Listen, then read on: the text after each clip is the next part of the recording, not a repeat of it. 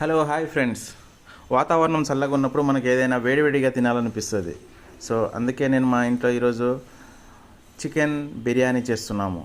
So KG chicken తీసుకొచ్చాము. అందులో మసాలా, పసుపు, ధనియాలు, కారం పొడి అన్నీ వేసుకొని లెమన్ పిండుకొని మనం చికెన్ అయితే రెడీ చేసుకొని పెట్టుకున్నాము. సో చికెన్ కొద్దిసేపు ఉడికినాక మన బిర్యానీ రైస్ 70% ఉడికినాక అందులో వేసుకొని ఆ చికెన్ దాంట్లో కలుపుకొని గట్టిగా మూత పెట్టాలి. సో తర్వాత మనం ఓపెన్ చేసి చూస్తే ఇగో ఇట్లా పల్చటి పొరతో మనం చల్లితే అట్లా ఉండాలి.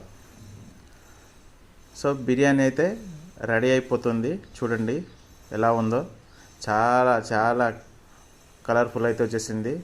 మా పిల్లలు అయితే ఎప్పుడు తిందామని రెడీగా చూస్తున్నారు. ప్లేట్లు అయితే చూస్తున్నారు కదా, అంతా రెడీ చేసుకొని వాళ్ళు పెట్టుకున్నారు. వాసన అయితే అదిరిపోయింది. ఎట్లా ఉంది బేటా? సూపర్ ఉందా? నచ్చిందా అక్క? ఎట్లా ఉంది బిర్యానీ? నచ్చిందా? వేడి వేడిగా తింటే మాత్రం చాలా టేస్టీగా ఉంది. నాకైతే మాత్రం మస్తు నచ్చింది. మీరు కూడా ట్రై చేసి చూడండి ఒకసారి. చూడండి, అందరం కలిసి కూర్చొని తింటున్నాము. సో మా అక్క వచ్చినందుకు స్పెషల్గా వండి తింటున్నాము. Thank you.